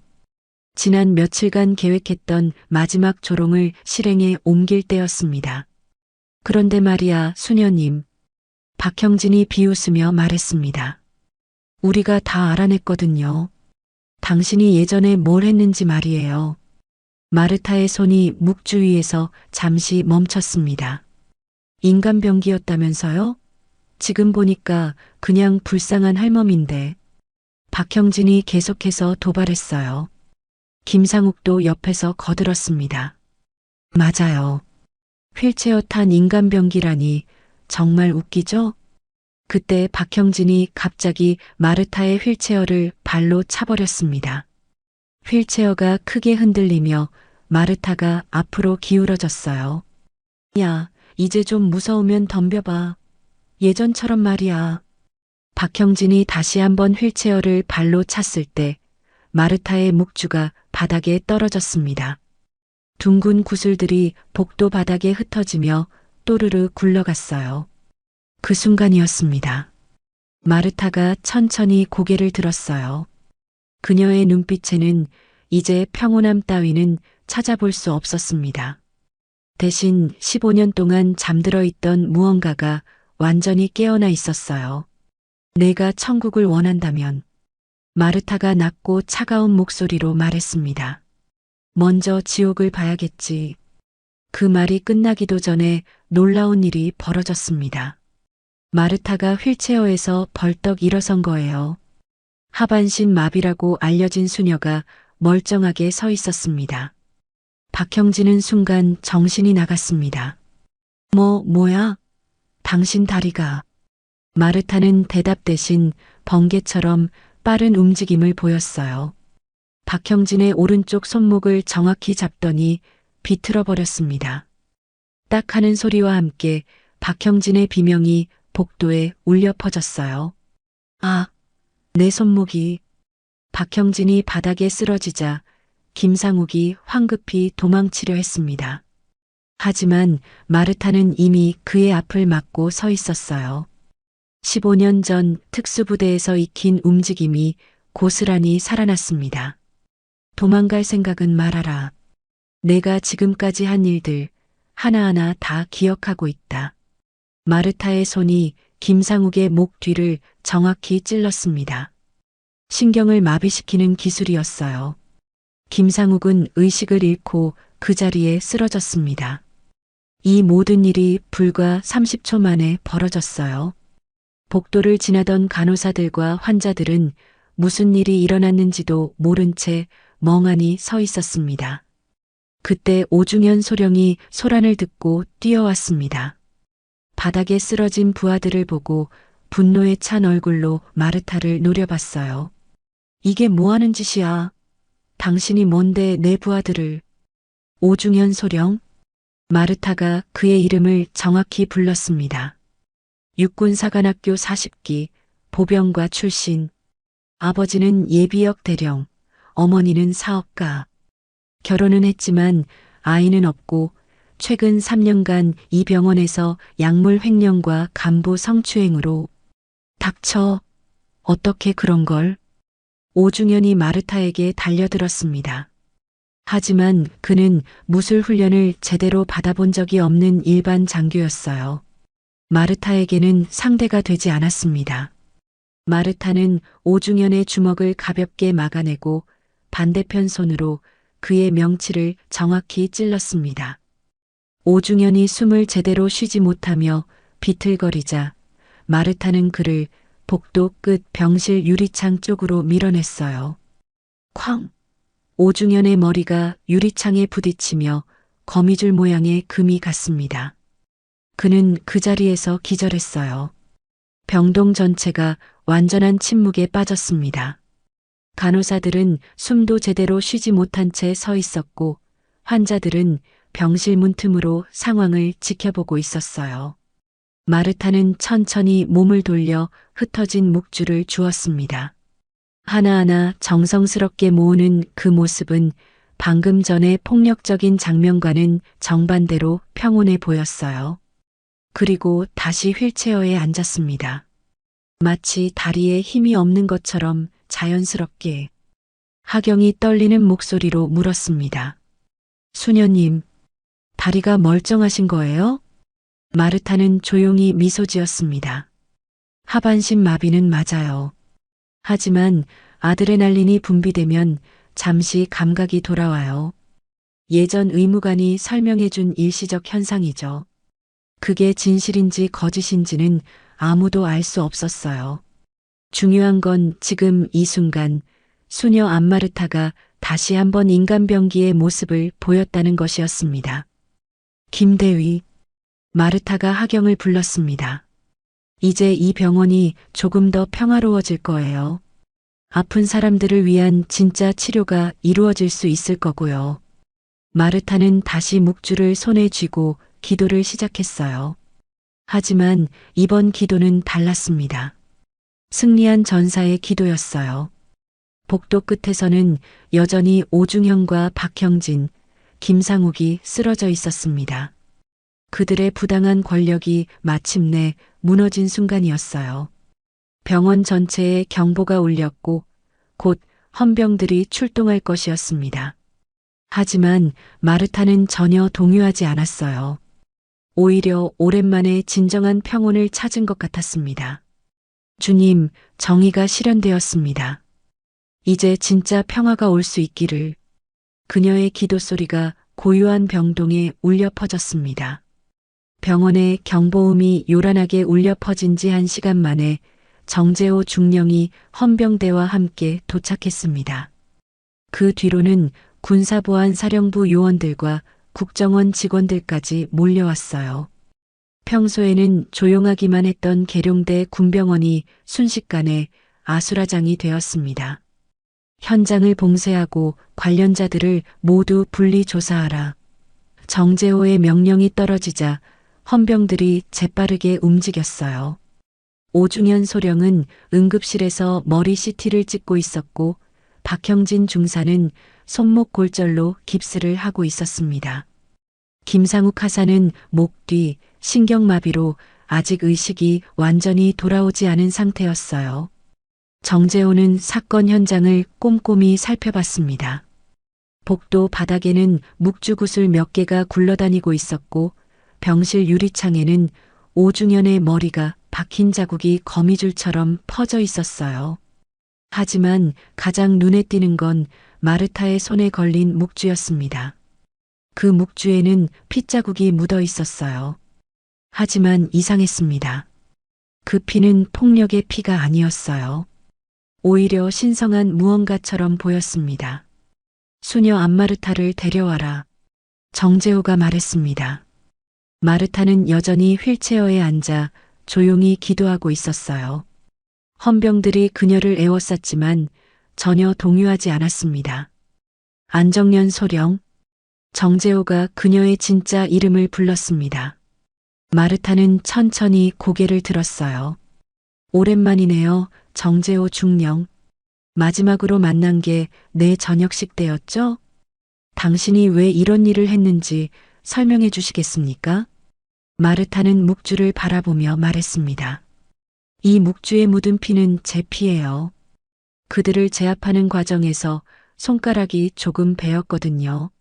하지만 이 피는 정의의 피입니다. 정재호는 현장을 다시 한번 살펴봤어요. 확실히 과도한 폭력의 흔적은 없었습니다. 오히려 정교하고 절제된 제압술의 흔적만 보였어요. 중령님, 하경이 다가와 조심스럽게 말했습니다. 제가 모든 걸 증언하겠습니다. 오중현 소령과 그 부하들이 어떤 일들을 저질렀는지요. 정재호는 하경의 말을 들으며 점점 더 심각한 표정을 지었어요. 약물 횡령, 서류 조작, 성추행. 그동안 은밀히 이루어진 범죄들이 하나씩 드러나고 있었습니다. 그리고 수녀님은 하경이 마르타를 바라보며 말했습니다. 지금까지 모든 걸 참고 견뎌왔어요. 환자들과 저희를 지키기 위해서요. 다른 간호사들도 하나둘씩 증언에 나섰습니다. 평소에는 무서워서 말하지 못했던 일들을 털어놨어요. 오중현 일당이 저지른 악행들이 점점 더 구체적으로 드러났습니다. 정재호는 마르타 앞에 앉았어요. 이분은 전쟁 영웅입니다. 과거를 숨기고 싶었겠지만 누군가는 기억해야 합니다. 그의 목소리에는 존경심이 담겨 있었어요. 15년 전 안정년 소령의 마지막 작전을 알고 있는 몇 안 되는 사람 중 하나였거든요. 안정년 소령은 민간인을 구하기 위해 자신의 다리를 희생했습니다. 그리고 오늘 다시 한번 약한 자들을 지키기 위해 일어섰어요. 정재호는 조사 과정에서 더 많은 진실을 발견했습니다. 오중현 일당이 준비한 조작된 서류들, 마르타에게 모든 죄를 뒤집어 씌우려던 계획, 그리고 그동안 은밀히 빼돌린 의료용 마약들의 규모까지. 이건 단순한 폭행 사건이 아닙니다. 조직적인 범죄 집단을 소탕한 정당방위 행위예요. 하경은 조사가 끝난 후 진술서를 작성했습니다. 그녀는 자신의 이름과 함께 이렇게 적었어요. 수녀 안마르타, 본명 안정년 소령은 병기를 버리고 기도를 택했습니다. 15년 동안 평화롭게 살며 아픈 사람들을 돌봤어요. 하지만 정의가 무너졌을 때 그녀는 다시 인간병기로 돌아올 수밖에 없었습니다. 그것은 자신을 위한 것이 아니라 약한 사람들을 지키기 위한 선택이었어요. 우리 군은 그녀를 잊지 말아야 합니다. 정재호는 진술서를 읽으며 고개를 끄덕였어요. 그리고 마르타에게 다가가 말했습니다. 소령님, 이번 일로 불명 예전역 같은 처분을 받지는 않을 겁니다. 오히려 그동안의 공로를 인정받아야 해요. 마르타는 조용히 미소 지었습니다. 고마워요, 중령. 하지만 나는 이미 군인이 아니에요. 그냥 하나님을 섬기는 수녀일 뿐이죠. 그래도 당신은 영원히 우리의 영웅입니다.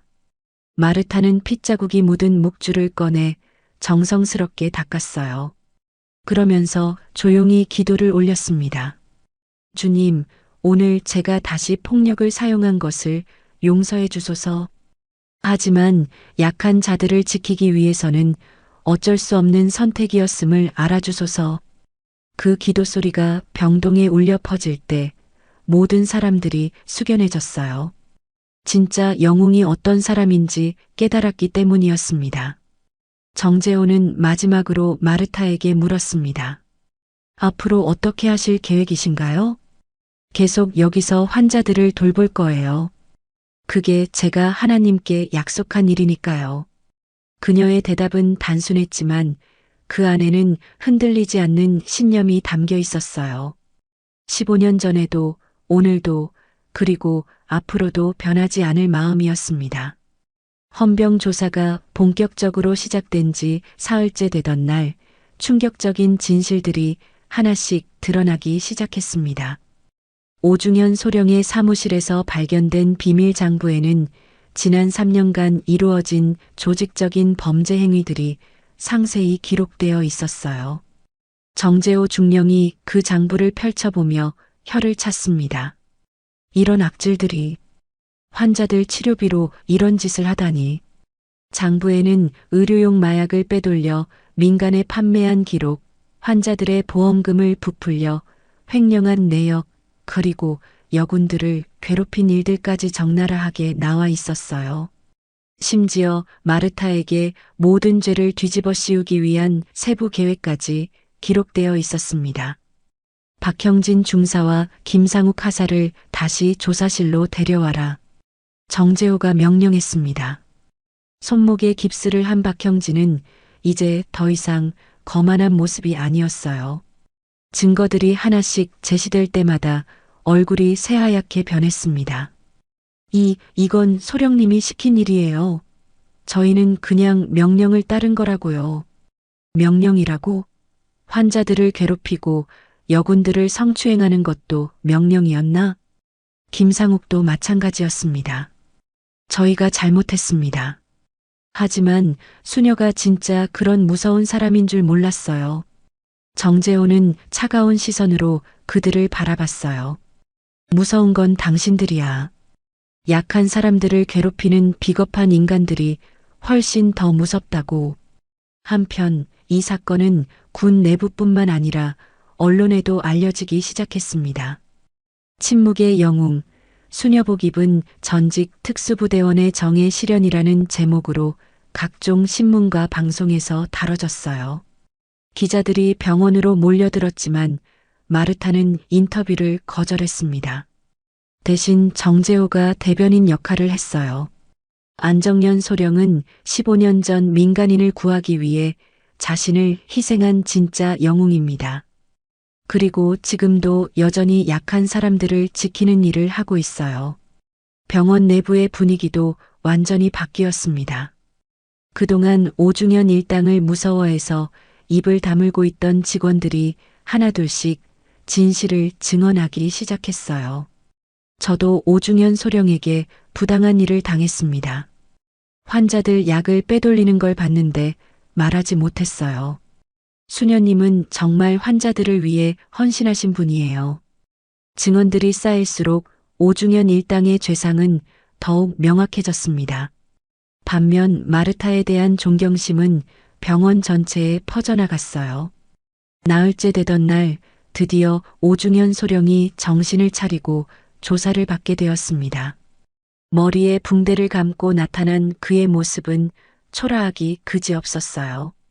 오중현 소령, 당신이 저지른 일들에 대해 해명해 보시오. 정재호가 증거 서류들을 쌓아놓고 추궁하자 오중현은 더 이상 버틸 수 없었습니다. 죄송합니다. 제가 욕심을 부린 거였어요. 하지만 수녀가 그렇게 무서운 사람인 줄은. 무서운 게 아니라 정의로운 사람이었어. 당신이 제대로 된 군인이었다면 그걸 알았을 텐데. 결국 오중현 소령은 파면되었고 박형진과 김상욱은 군법재판에 회부되었습니다. 3년간 쌓아온 부정부패의 대가를 치르게 된 거였어요. 병원장도 책임을 져야 했습니다. 부하들의 비리를 제대로 감독하지 못한 책임, 그리고 확인도 없이 마르타를 내쫓으려 했던 일 때문이었죠. 마침내 모든 조사가 끝난 후 마르타는 병원장실 앞에 섰습니다. 병원장은 그녀를 제대로 바라보지도 못하고 고개를 숙이고 있었어요. 원장님, 마르타가 조용히 말했습니다. 죄송합니다, 수녀님. 제가 너무 성급했습니다.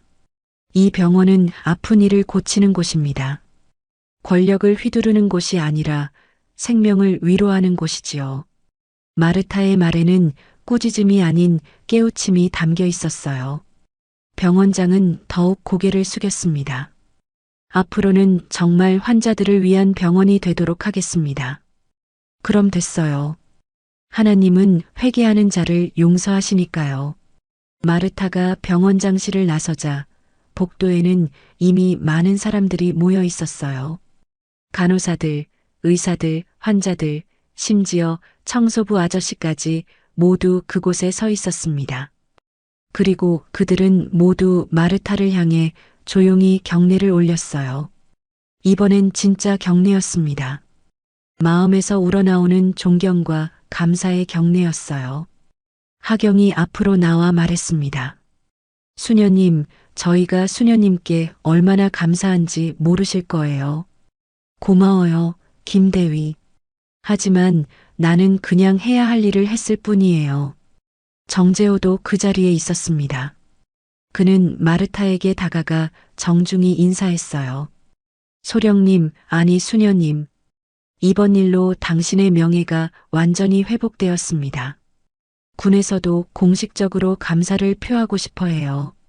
고마운 일이지만 나는 이미 다른 길을 선택했어요. 지금 이 모습 그대로면 충분해요. 마르타는 다시 휠체어에 앉았습니다. 그리고 모든 사람들을 둘러보며 온화한 미소를 지었어요. 여러분 모두 고생 많았어요. 이제 정말 평화로운 병원이 될 수 있을 거예요. 그날 저녁 병동은 오랜만에 따뜻한 분위기에 휩싸였습니다. 오중현 일당이 사라지자 모든 사람들의 얼굴에 미소가 돌아왔어요. 진짜 치료가 이루어지는 병원으로 다시 태어나는 순간이었습니다. 몇 달이 흘렀습니다. 계룡대 군병원은 완전히 새로운 모습으로 변화했어요. 오중현 일당이 사라진 후 병원 전체에 따뜻한 바람이 불기 시작했습니다. 가장 먼저 눈에 띄는 변화는 간호사들의 표정이었어요. 그동안 긴장과 불안에 시달렸던 얼굴들이 이제는 환한 미소로 가득했습니다. 복도를 걸어가는 모습도 한결 가벼워 보였고 환자들과 나누는 대화에도 진심이 담겨 있었어요. 오늘 기분이 어떠세요? 하경이 환자들에게 묻는 목소리에는 예전과 다른 따뜻함이 있었습니다. 환자들도 변했어요. 침상마다 작은 화초들이 놓여 있었는데 이건 마르타가 시작한 일이었습니다. 생명이 있는 곳에는 희망도 함께 자란다며 환자들에게 작은 화분을 하나씩 나누어 준 거였어요. 수녀님, 제 화분에 새싹이 났어요.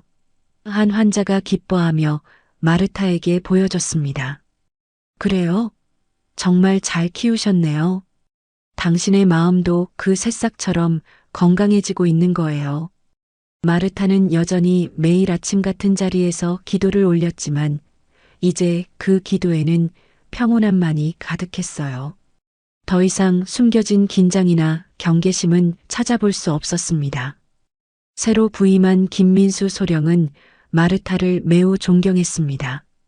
정재호 중령에게서 모든 이야기를 들었기 때문이었어요. 수녀님께서 이 병원의 진짜 수호자셨군요. 앞으로 제가 더 잘 보살피겠습니다. 고마워요, 소령님. 하지만 이 병원을 지키는 건 우리 모두의 몫이에요. 하경은 큰 결심을 했습니다. 10년간의 군 복무를 마치고 계급장을 떼기로 한 거였어요. 대신 민간 간호사로 이 병원에 남기로 했습니다. 왜 그런 결정을 내렸어요? 마르타가 물었습니다. 수녀님을 보면서 깨달았어요. 진짜 중요한 건 계급이나 지위가 아니라 사람을 돌보는 마음이라는 거요. 저도 수녀님처럼 진심으로 환자들을 돌보고 싶어요. 마르타는 하경의 손을 따뜻하게 잡아주었어요. 좋은 선택이에요. 당신은 정말 훌륭한 간호사가 될 거예요. 병원에는 새로운 전통이 생겼습니다. 매주 화요일 오후에는 마르타가 환자들과 직원들을 위한 작은 기도회를 열었어요. 종교에 관계없이 누구나 참여할 수 있는 명상과 힐링의 시간이었습니다. 누구나 병기가 될 수 있어요. 마르타가 기도회에서 말했습니다. 분노나 복수심에 휩싸이면 우리 모두 누군가를 해칠 수 있는 병기가 되죠. 하지만 누군가를 살리는 사람은 진짜 인간이에요. 생명을 구하고 마음을 치유하고 희망을 주는 사람 말이에요. 그 말을 들은 사람들은 모두 깊이 고개를 끄덕였어요. 마르타가 왜 병기에서 치유자로 변했는지 이해할 수 있었습니다. 어느 가을날 한 기자가 마르타를 찾아왔습니다. 몇 달 전 사건에 대한 후속 기사를 쓰려는 것이었어요. 수녀님, 그때 일에 대해 후회하시지 않나요? 다시 폭력을 사용한 것에 대해서요. 마르타는 잠시 생각에 잠겼다가 대답했습니다. 후회하지 않아요. 하지만 마음이 편하지도 않아요. 폭력은 언제나 마지막 수단이어야 해요. 하지만 때로는 약한 자를 지키기 위해서는 어쩔 수 없는 선택이기도 하죠. 앞으로는 어떻게 사실 계획이신가요? 계속 여기서 환자들을 돌볼 거예요. 그게 제가 하나님께 그리고 제 자신에게 한 약속이니까요. 기자가 떠난 후 마르타는 다시 조용히 휠체어에 앉아 묵주를 잡았습니다. 이번엔 정말로 평온한 미소를 머금은 채였어요. 병동에는 저녁 햇살이 부드럽게 스며들고 있었습니다. 환자들의 침상에서는 작은 화초들이 새싹을 틀고 있었고 간호사들은 웃으며 일과를 정리하고 있었어요. 하경이 마르타 곁에 다가와 앉았습니다. 수녀님, 오늘도 평온한 하루였네요. 그래요. 진짜 평화로운 하루였어요. 수녀님이 아니었다면 이런 평화는 없었을 거예요. 마르타는 고개를 저었습니다. 아니에요. 평화는 한 사람이 만드는 게 아니라 모두가 함께 만드는 거예요. 나는 단지 그 시작점이 되었을 뿐이에요. 해가 지면서 병동은 고요해졌습니다. 마르타는 마지막 기도를 올렸어요. 주님, 오늘도 이곳에 평화를 주셔서 감사합니다. 내일도 이 평화가 계속되기를, 그리고 아픈 사람들이 모두 건강을 되찾기를 기도합니다. 그때 창문 밖에서 누군가 마르타를 바라보고 있었어요. 몇 달 전 사건 이후 마르타에게 감사함을 느끼고 있던 한 환자의 가족이었습니다. 그는 조용히 고개를 숙여 인사했고 마르타도 따뜻한 미소로 화답했어요. 병원 곳곳에서는 새로운 이야기들이 시작되고 있었습니다. 환자들이 회복되는 이야기, 간호사들이 보람을 찾는 이야기, 그리고 진짜 치유가 이루어지는 이야기들이었어요.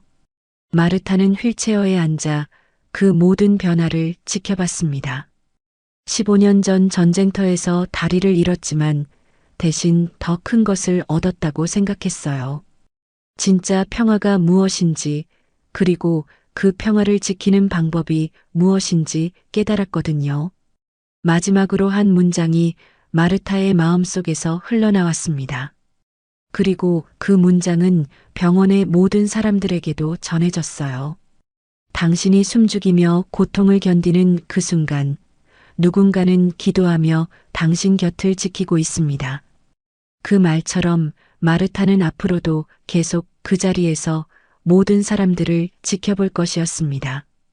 조용한 기도와 따뜻한 사랑으로 진짜 평화의 수호자로서 말이에요.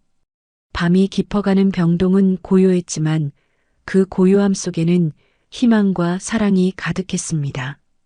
수녀 안마르타가 남긴 온기가 모든 곳에 스며들어 있었어요.